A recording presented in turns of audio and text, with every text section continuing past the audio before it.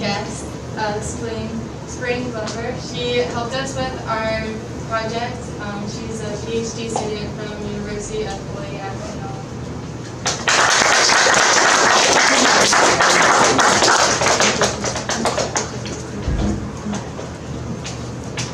Hi, my name is Kiana And I'm Malia McGivern. and our senior project is called Bounce Back. Raise your hand if you play a sport. Now keep your hand up if you ever had a major injury. 1.35 million youths a year have serious sports injuries. According to the CDC, more than half of all sports injuries by children are preventable. And by the age of 13, 70% of kids drop out of youth sports. So why did we choose this topic? We chose this topic because we personally went through these injuries ourselves. We wanted to research more about our injuries so that we can help educate others about the seriousness of stretching and to prevent it from happening from other people. Our essential question is, what is the most effective way to recover from an ACL and posterior labral tear? Our thesis is, to recover from a ACL and posterior labral tear, one must go through surgery, healthy diets, and physical therapy. What is an ACL? ACL stands for Anterior Cruciate Ligament. This ligament is located inside the knee joint. It attaches the femur, which is your thigh bone, and the tibia, which is your shin bone, together. It controls the back and forth motion of your knee and provides stability. Some things that can cause this injury is changing directions too quickly, slowing down or stopping, colliding with other players, or landing wrong after a jump. Some signs that you may have torn your ACL is if you hear a pop sound in your knee starts swelling up, or it can be determined by the Labrum test. And during this test, the doctor will stabilize your thigh bone with one hand, and with the other hand, move your shin bone anteriorly and posteriorly against your femur. ACL tears are divided into 3 different categories depending on the amount of damage to the ligament. A grade 1 sprain has a little bit of tearing, but the ligament is still stable. These sprains rarely require surgery. A grade 2 sprain has a partial disruption. This sprain rarely is optional for surgery. A grade 3 sprain has a total rupture of the ligament. These sprains are usually recommended surgery. There are some short-term and long-term effects when you tear this ligament. Some short-term effects for this ligament is when you have swelling in your knee, bone bruising, limited movement, soreness, stiffness, and pain. Some long-term effects of tearing this ligament is surgery, physical therapy, osteoarthritis, a knee brace, and more risk. Eating healthy will benefit the recovery process. The recovery process for this ACL takes about 9 months to a year, sometimes even more, but it depends for each person. The 3 points I will be talking about are omega-3 fatty acids, antioxidants, and weight control. At Purdue University of Indiana, research experts found that omega-3 fatty acids found in specific sorts of fish control inflammation and aid in after-injury collagen arrangement. Some fish that are high in omega-3 fatty acids are salmon, herring, lake trout, and tuna fish. Shakes are filled with proteins and nutrients called antioxidants. Antioxidants battle a substance that roots tissue harm. After ACL surgery, pro-inflammatory particles called cytokines initiate broken muscles, causing muscle decay. Vitamin C and vitamin E are antioxidants that balance the action of these cytokines. Controlling your weight is very important after surgery. Extra weight can put more strain in the knee. The American Dietetic Association suggests consuming food with low fat yet high supplement content. Foods such as turnips, mangoes, and spinach are rich in vitamin A, essential for cell development. Non-citrus foods that are vitamin C are cabbage, melon, baked potatoes, and tomatoes. Almonds and seafood are high in zinc content, which helps with healing wounds. Physical therapy is important for a patient to accomplish a satisfying recovery. A patient will usually go to physical therapy 3 times a week for about an hour. The 3 points I will be covering are regaining range of motion and being able to walk, rebuilding strength and proprioception, and athletic enhancement. Evidence shows that agony and swelling can hinder a person's capacity to produce strength in the leg, particularly the quadriceps. Swelling can diminish by using the method RICE. RICE stands for rest, ice, compression, and elevation. You must rest your knee after ACL surgery, making sure you put no weight on the knee, ice it for about 20 minutes, compress your knee with ACL wrap, making sure the wrap is not too tight so that the blood can still circulate throughout the body, and elevate your knee above the heart. After getting rid of swelling and pain, one must rebuild strength and proprioception. Proprioception is awareness of the position and movement of the body. Different mobility exercises such as knee flexion and extension, heel slides, and hamstring stretch help regain proprioception. Some strengthening exercises are hip abduction, hamstring curls, and leg press. Last but not least, athletic enhancement. In this stage, one will deal with doing exercises at higher rates until the point they reach game speed. Conditioning for cardio and muscular endurance are incorporated in this stage. In order for one to be released into playing their sport again, they must go through Biodex. As you can see in this picture, Biodex is a machine that measures the strength of your leg. The first person that I interviewed was Dr. Calvin Halishi. He did my ACL surgery. The question that I asked him is, what is the most important way, or what's the best way to recover from an ACL injury? He said that the best autograft is actually the patellar tendon, but the patellar tendon ends up making your quadricep mechanism possibly 10% weaker. There's a deficit. To get around that, I used the patellar tendon, but a cadaver graft, and that's what he used for my ACL. The next person I interviewed was Kenneth Nakasone. He is an athletic trainer at Maryknoll. The question that I asked him is, what is the best way to prevent serious injuries? He said that a lot of prevention is basically even the things that I'm learning and studying now. To still get out in the morning sun. Don't get disconnected from all these artificial lights. Get out, good air quality is going to be important. Water hydration is not only for just intake water, but making sure that the cells are going to be hydrated. What is a posterior labral tear? First off, the labrum is a soft ring band or a fibrocartilage that surrounds the hip socket. The labrum helps with stability of the hip and protects the surface of the hip joint. Posterior refers to the back or bottom side, and a posterior labral tear is very rare. My first interview was with my physical therapist, Kathy Baker, and I asked her, what is the youngest you've seen with a labral tear? She said, you're probably the youngest I've been seeing since it's been 2 years already. This injury is very rare, and I've seen around 5 in all my years. I asked, what are the causes for a posterior labral tear?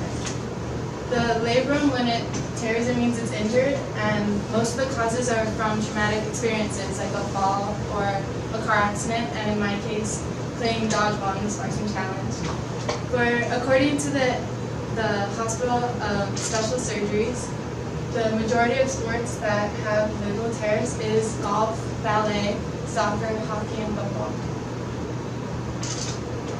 My second interview was with a family friend, Tracy Villager, who is also a physical therapist.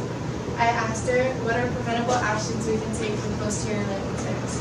And she said, unfortunately, some serious injuries cannot truly be prevented because sometimes they'll be out of our control.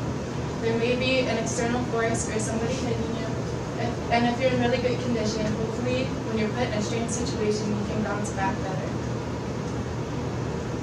What are the symptoms to a posterior labral tear? Some symptoms is hip pain, stiffening, pain going down your entire leg, clicking or locking sound when you move, and feeling unsteady on your feet. Dieting. Like Kiana has covered, dieting is very important when you suffer a major injury. You cannot run or exercise like you used to, and you have to take precautions when you eat certain foods. For us, it was important to stay away from foods that would cause inflammation, like omega-6, which is processed foods, crackers, chips, baked goods, and especially junk food. Physical therapy for the hip.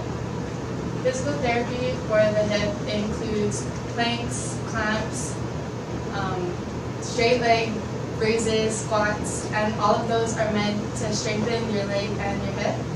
We also do a lot of core and lower back workouts so that we can get our legs in better condition. Surgical options. For labral tears, it's kind of complicated. There are non-surgical options and surgical options.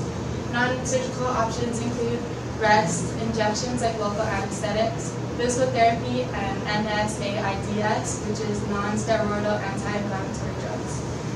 And surgical treatments would be arthroscopic hip labral repairs, arthroscopic hip labral replacements, and arthroscopic labral debridements. And for recovery time with a labral tear is 9 to 12 months. For our next step, we went through 4 different phases. We wanted to make sure our next step was personal to me, Kiana. And for me, going through my posterior labral tear my sophomore year is kind of hard because I got to miss out on a lot of events for the school and especially my paddling season. I was on crutches for 5 months and then also did 3 months of recovery after. But even though I was going through pain, I still wanted to be there for my paddling team, so I showed up to all the races. For my injury, when I found out that I tore my ACL, it was very devastating, and I worked hard every practice, and to just hear that was very shocking. Like, it happened out of nowhere. Like, I would go to practice, and my knee would be regular, and then one day I just landed wrong after a jump. And so this is why we wanted to do the next 4 phases of our next step. So for our first phase, we internshiped with the athletic trainer, Danielle Smith. We went in there after school and did hours watching her work on different athletes with different injuries. We also got to use the equipment that's around her room, and we learned why it's used, how it's used, and we learned a lot through this process. During our next phase, we had the opportunity to go to University of Hawaii at Manoa Laboratory, and this is where Spring helped us be a part of her research project about ACL prevention.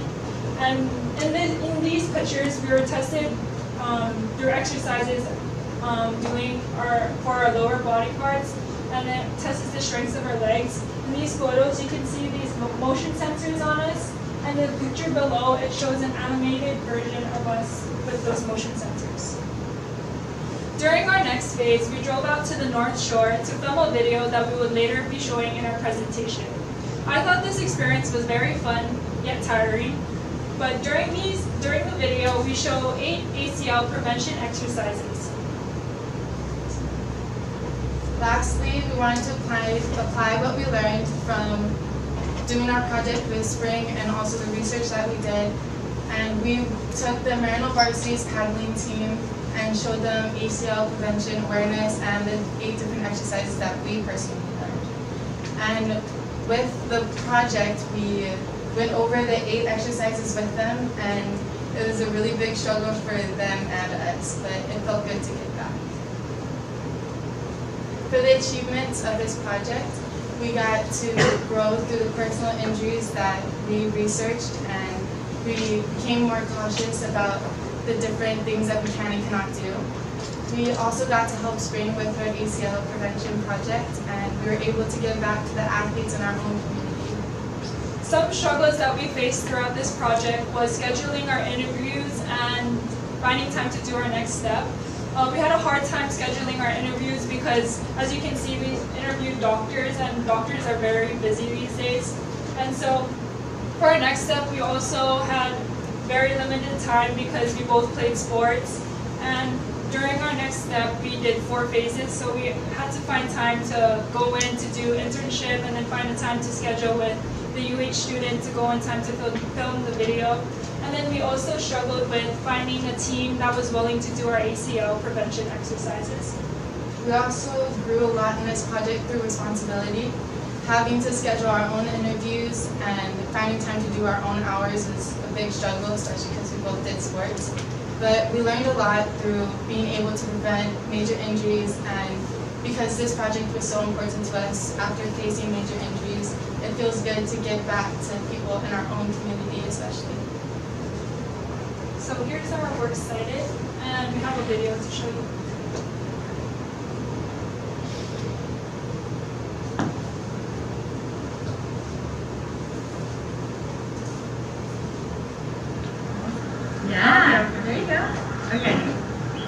Bryn Glover here, North Shore of Oahu, PhD student at University of Hawaii.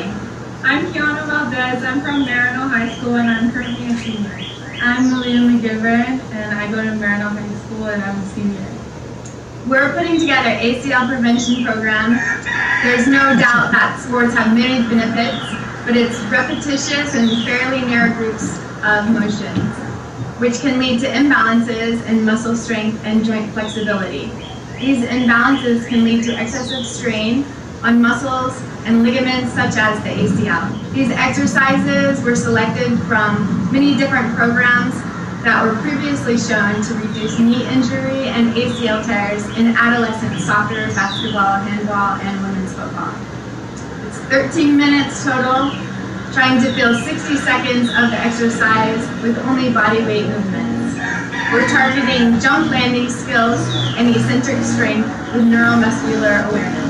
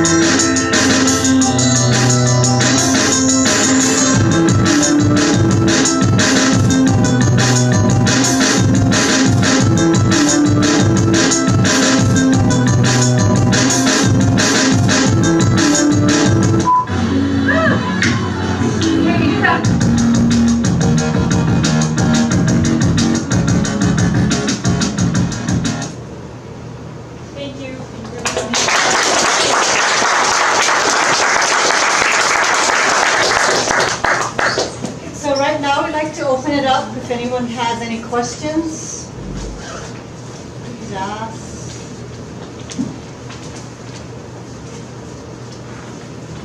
Just personally, I wanted to thank them because I learned a lot from them as, throughout this process. They helped me with my ACL prevention program, so I wanted to thank them.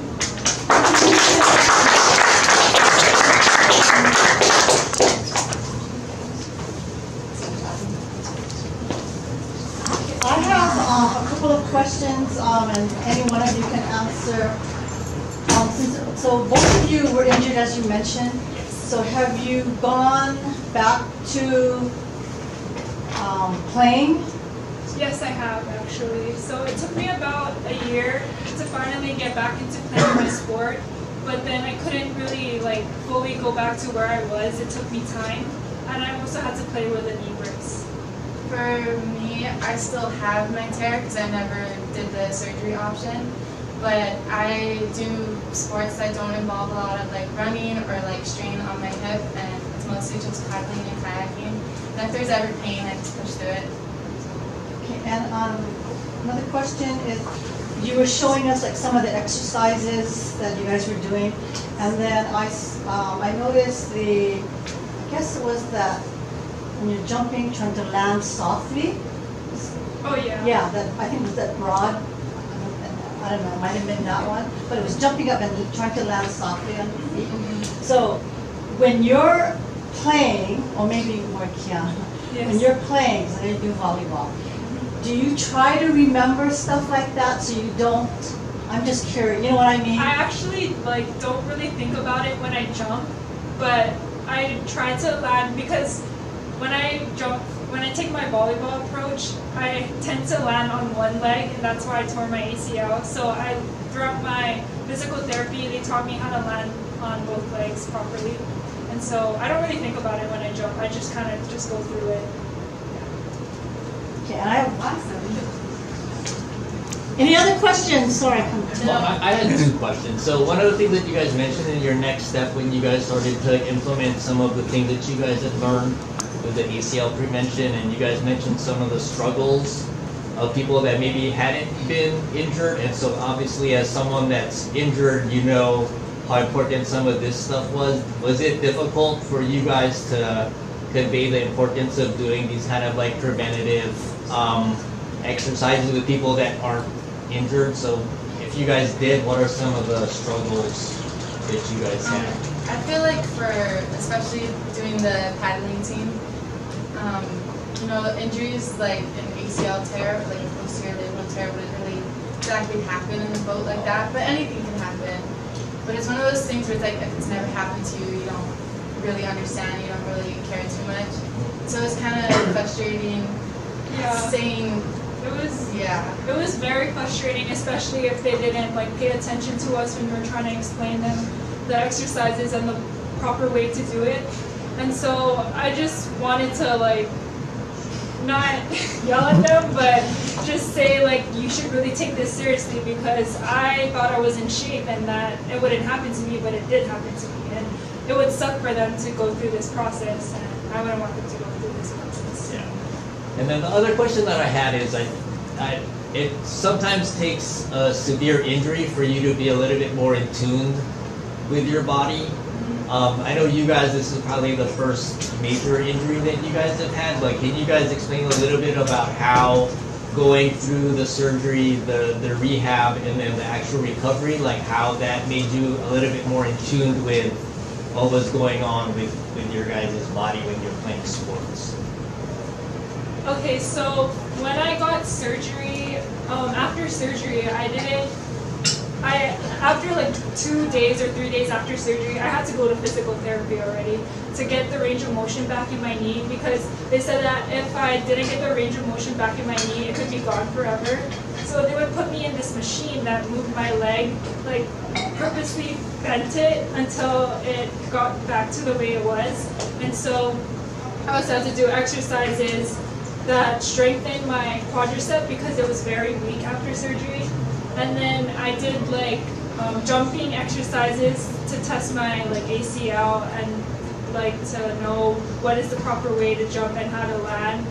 And I was also scared, like I always would put weight on my other leg.